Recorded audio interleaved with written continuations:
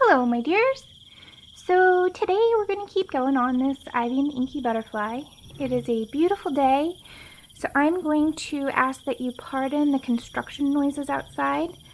Apparently these guys thought it'd be awesome to make a racket all day, but I think I'll still be able to do a nice video anyway. So, yep, just sorry about the noise if you hear any background, crashes or bangs or whatever. There's some guys working next door. Okay, so for today, my plan is to continue working on the background. However, I'm getting close to being finished the background except for the light beams. So I'm considering also beginning to work on the foreground. But the only reason why I'm thinking about that is because as I work in these leaves, I might want to start sort of meshing this all together. So, yep, that's the plan. We'll see if I can get to it without any further ado. Let's get started. So let's see, where am I going to start? Let's start right here. So that's where we're going to go. I'm going to put this aside for now and just follow along. So today, I just wanted to say thank you to those of you who have written me comments about this series and also my other videos. I really appreciate that. Okay, so just quick interruption of myself. Starting out with this PC 908 dark green. So you'll see, ooh, and of course I'm dropping it. So you'll see, ooh, let me focus that. Sorry about that, guys. So you'll see I already started working on the leaves back here, so I'm just going to keep going. And, oh, jeez, I'm not even paying attention. Let's see if I can get rid of that.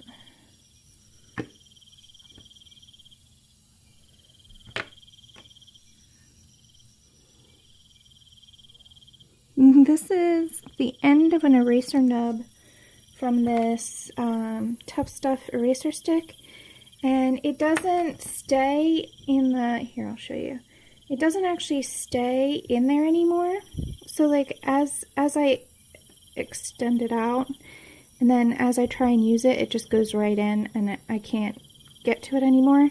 So what I've done is I've just pulled it out, and I use the ends of these until they're done. I don't like to waste any bit of art supplies because I go through them so quickly. So, yes, that's what you saw here. It's just a little eraser bit, a white eraser. Okay, so that took care of that mistake. I'm not starting off so great. Yeah, so today I'd just like to talk about, learning in art. I think a lot of people are intimidated. They have these ideas in their head of how they want things to look, and I've seen people write comments like, this didn't turn out how I wanted it to, but here it is anyway. So there's a lot of disappointment going around with what people's skill levels are and what their imagination brings in. And the reason why I wanted to talk about this particular subject is because this is something that I struggled with for a long, long time. I learned art the hard way. I'm mostly self-taught. So unfortunately, when you are mostly self-taught and you don't have a great teacher to guide you along and push you, it really does make it a lot more difficult. It's not impossible, obviously, but I just feel like I understand your pain, is what I'm trying to say. I feel like a lot of people who are struggling with their artwork feel like they're the only ones, that they feel isolated and alone, and I can tell you for a fact that you are not alone. Art is a very difficult thing to master, and it takes years and years of practice and hard work. But there are ways to get better quicker, and so as I was thinking about this tutorial series that I'm going to be doing in January, I was thinking about, you know, how people learn the best, right? Like how can I teach you in such a way that you're going to pick it up really quick, right? That's my goal. So I was thinking about it, and I think I came up with an idea, and I wanted to share it with you because I think that you can start to practice this method even now, without me teaching you right now. Well, I mean, I'm sort of doing these videos, but what I mean to say is I think that you can use this technique and method right away and not wait for January for me to start my video series. So what I wanted to explain is that art can be overwhelming. There's a lot of details. There's a lot of parts to a drawing that make it successful. So you have composition, light, color, you have anatomy if you're doing a figure, you have perspective if you're doing like a cityscape or an interior, you have, you know, foliage structures if you're doing landscapes. You have all these different details and different things that you have to incorporate into your work in order to have one piece that looks finished and nice. And so if you're sitting down and you have this idea and you want to make a finished piece and you are not skilled in any of those subjects, if you are brand new or fairly new to drawing, then that task is going to be nearly impossible for you to complete, because there's just far too many elements and far too many aspects of the drawing that you have to learn all at once. So it's not a practical approach. So I'm going to tell you how I really started. When I started daily doodling is what I called it, where back in 2009 I was very active on DeviantArt, and I started a daily doodlers club. Basically it's like a group, and I just decided to doodle every day. I didn't give my task like any sort of time limit. I said, you know, however much I can handle that day, but I had to produce one doodle. So what do I define as a doodle? Well, a doodle is something that I wouldn't consider a finished artwork. It's a practice or a study or, you know, an experiment, something that isn't really meant to show you a finished, final, complete piece. However, those studies still are pretty cool looking sometimes and end up like generating finished pieces, if that makes sense. So a lot of my artwork after that period started coming out of those daily doodles that I, you know, would draw. So I would do the daily doodle, you know, if I didn't like it, no big deal. I spent maybe an hour or two on it, and, you know, I learned something, call it a deal, put it away, and never deal with it again. But every once in a while I got a doodle that I just absolutely loved, and I thought, you know, I did pretty well on, and I was happy with it. So then those doodles went on to become full paintings, and this happened to me quite a lot, actually. The more and more I did a doodle, the daily doodles, the more and more I got those nice ones. So my first piece of advice is just to simply practice every day. Color every day, practice drawing every day. Do something creative that requires you to think about color or about light or about, you know, you don't really have to worry too much about composition because the design is already created for you, but it's not a bad thing to learn all of the aspects of art when you're doing coloring, because all of those things help me. Like right now I am doing something that wasn't drawn in the original book, and I think that these types of backgrounds are what people are really looking to learn. So if you want to learn this type of background, if you want to get good at drawing these types of backgrounds, then you're probably going to have to learn composition as well. And the reason why I say that is because I use my knowledge of composition when I'm laying out the background for whatever coloring page I do. So that's sort of, yep. So you, and you know, like, if you're doing a lot of portraiture, if you love doing portraiture, then learning anatomy, physiology. I took anatomy classes when I was a young kid, and those lessons helped me understand a figure or a face so much better than if I had not taken that class at all. And the reason why is because in order to understand how things are created, it's important to try to understand the structure and how they are built, how it works. Because if you understand, in art, if you understand how things work or how things actually came to be, then that understanding will show in your work. Okay, I'm going to switch a color. I'm going to interrupt myself again. I'm switching to this color, PC 909 Grass Green. I'm just going to keep going. So that's my one suggestion, is to draw every day, or color every day. And when you're doing these drawings and colorings, don't feel forced to learn everything all at once. So I know I'm showing you everything that I'm doing right here, but if you're new to drawing and painting, it might not be wise for you to try to accomplish all of the things that I'm doing right now. But maybe you want to pick one element that I'm working on and say you want to do fluffy clouds, right? So you just take that part of my video and try and copy it, or look at a photo and try and copy that, or go outside with your sketchbook and just try and copy the clouds that you see in front of your face. And that's really the best way. I learned to draw from life drawing.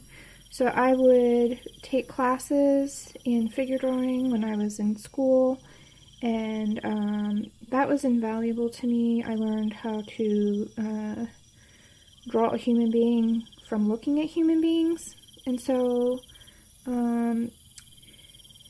you can learn how to draw a person without doing that. However, what I thought was important and why I really enjoyed those classes is because when you draw figures from, say you're doing them from like poser 3D renders or maybe even stock photos, the problem with that is, number one, when you're first starting out art, if you draw simply from photos, then everything's flattened already for you. You're not translating anything from a 3D space to a 2D space. And that is a true challenge in art, is looking at something in the world and understanding how to draw that and translating onto a 2D surface or a 2D, drawing. That skill, though, if you learn how to translate like that, if you learn how to draw from life, then it actually opens up a lot of understanding for drawing anything. So, like, say you're drawing from life a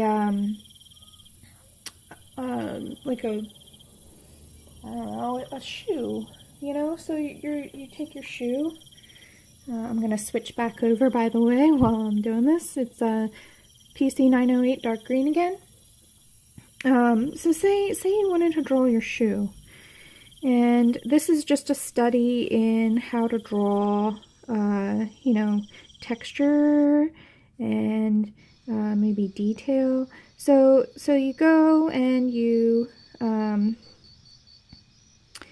start sketching, and you realize that you don't know how to draw shiny metal for the eyelets, right? So, you spend some time drawing those little eyelets with, and maybe they don't look like shiny metal, right? Maybe they look kind of dull, or so then the next day when you found out that you're struggling with metal, so then the next day grab a metal object and try and draw that, right? So the thing is like, when you're drawing, if you break things down into parts and don't, you don't have to like tackle every single aspect of drawing and painting all at once. You know, break it down into smaller bits, and then as you work out each bit, you're going to get a sense of accomplishment from learning something new. You're also going to feel like it's not an insurmountable task that you don't even know how to approach. You know, so like there are there's that book, The Colorist Special Effects. You could try that. That has some nice drawing exercises in it. But really, you don't need to purchase anything to do this. All you need to do is just pick a goal. What do you want to get good at? You know, say you want to get good at doing backgrounds, right? So maybe one day, just take a coloring page and just work on the background. Don't work on the foreground. Don't do anything else.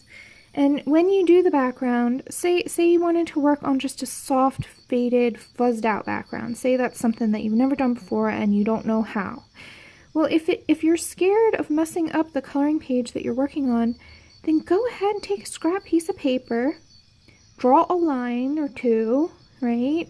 And it doesn't have to be perfect, because nobody has to see it, right? You don't have to show everything you do. I don't. I mean, for every one thing I show, there's probably 10, 15 things I keep locked away, never to be seen from from anybody else but me, because it's a process. Nobody's perfect. Everybody's going to be continuously improving, hopefully. So, you know, as you improve and as you progress, those exercises will become part of your visual library, if you will. So like once I've drawn something a couple of times, I can then draw it without needing to look at a photo and or life or whatever, you know, I don't need a reference. So, you know, say you want to get great at landscapes, right? So what you could do is say, every day that week, draw a different tree, a different tree species. And you don't even have to be perfect about it, because it's just an exercise. But the thing is once you understand those tree structures and how the branches are formed and how the leaves cluster on those branches and how the overall shape of the tree is formed, then all of a sudden you will have this knowledge, and it's like a library in your brain of, oh, I can do a spruce tree, or I can do a deciduous tree, or I can, you know. So it's just an idea. If you struggle with learning certain things and you would like to make it a little bit easier on yourself for learning, then just break each bit down into parts, and that will make it a lot easier for you. Okay. So as I talk, I'm just continuing to darken up the areas. Okay, the Inky Butterfly from earlier today. Where were we? Well, this leaf is do something with it. So we have here a leaf. What did I do? We have a leaf. Is that a leaf? Okay, I'm confused. Fix it.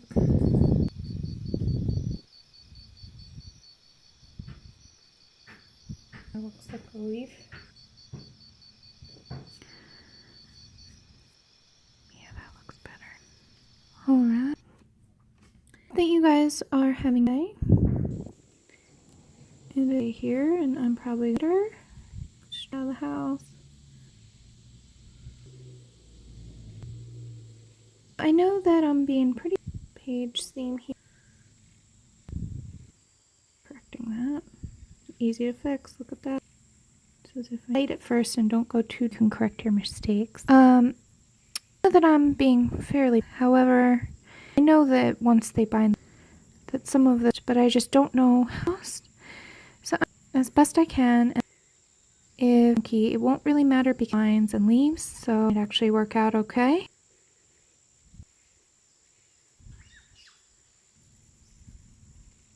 So just shape better, some contour shading in. It's real soft area. Okay, so right area. I think I actually want this spot here. at the edge of the paper, always, because if you go this way, or crinkle the paper. Just lift some of this dark, and I don't want to darken it. Getting better. Make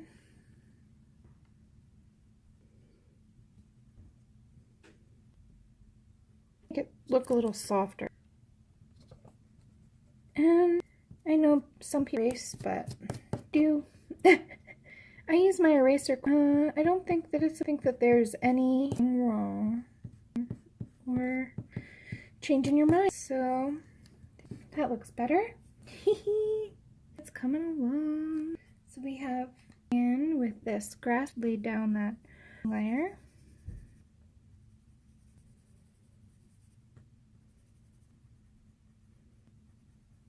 Make it more rich and cooler shade. You know,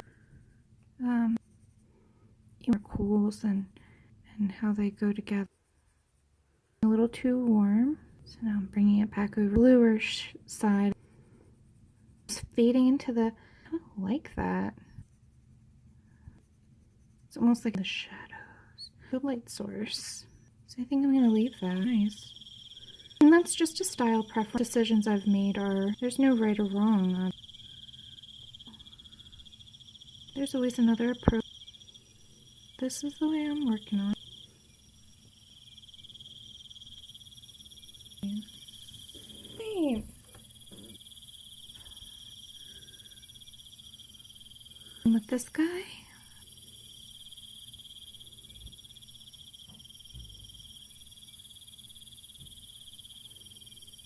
And I feel like this might actually be a book. I mean, of the added leaf because it's made the bed. But if you want to do a nice background, not even bother with the leaf is intimidating to you that you don't like. Don't feel like you have to. I do if it's you know, following a tutorial online, no matter whose it is, you should always grain of salt, right? Because thing is extremely subjective. Nothing to do everything the right way. So if somebody is saying, then disregard it. Don't doubt yourself because even if you're new than someone else and they're feels wrong to you, if that's just not how you work, don't listen to it. It's not to accomplish things. Like everything I say to I want and to and you how I do my work, help you with yours, but yeah, my way there's probably 1,000 pages, and yeah, it will be like when you do this page, it will turn out differently. It's just because we're going to interpret the same approach in a different way. For example, when I did a couple people have followed suit and did Glowy Lantern, and their page are still very different from. So you get exactly. They're not going. We're just different. We have a different hand. We're going to do things in it. Don't fret. You have to do everything. There's no, and you're way better. So that happens, then let us know. I would love. I'm still learning every day. Art experience. All the time. There's always like, I'm not animals. I'm okay. I'm nice. I have moments, but I'm not consistent yet. Just saying, I've been drawing a lot, and that's just to fill in that. Remember, artistic library, like knowledge that I have that I can whenever. So that artistic doesn't animals. Horses because I was obsessed with. I used to ride horses. I know how to draw horses so much, and I just love them. I do know how to draw and dogs. Not the best. People have passed, and I did it, but we're confident about it. So yeah, we all have art study. Even I'm sure would still learn this one little spot. There's actually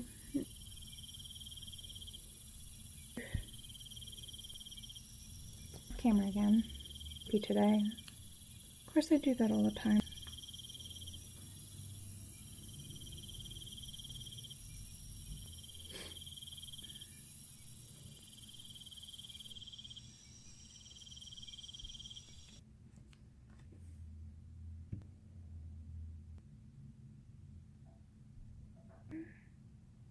see, what else do I need? I'm kind of late. I'm up again tomorrow, just kind of the hour mark, and a lot of other things to do too. Thank you as always for watching. Appreciate it. And you like these videos, if you've gotten them, obviously we want to see more. So and button that would also be super. I didn't know this, but actually help you get found so that other people. So if you hit that like button, other colorists work and so much. I love helping. So thank you so. I just can't express to you how fun this is. So beautiful day, and